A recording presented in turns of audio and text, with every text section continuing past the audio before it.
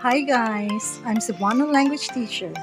I'm here to teach you Cebuano the easiest way possible. You'll learn to speak like a native in the shortest possible time. So like and subscribe. Thank you! Want to learn Cebuano?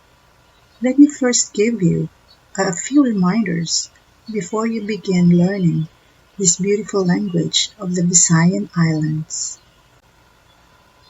Number one, Cebuano sentence construction is different from English and other languages.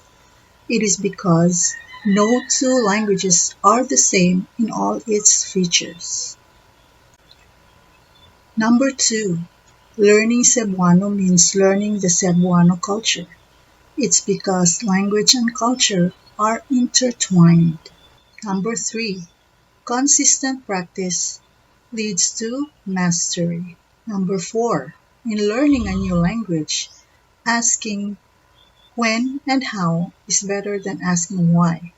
It's because language is arbitrary. There really is no explanation as to why the grammar of a language is how it is. Number five, being observant in how your instructor teaches you will enable you to teach yourself independently in the long run.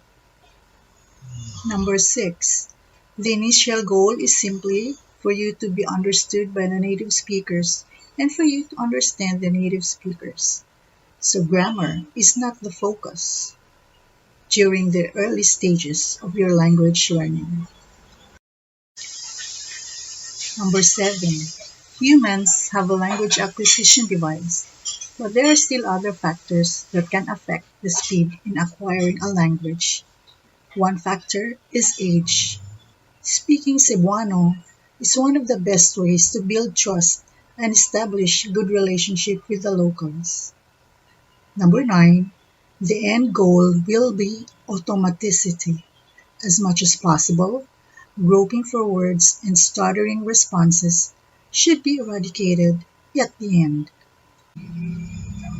And finally, have fun during lessons so that you will not feel so pressured and stressed while studying the Cebuano language.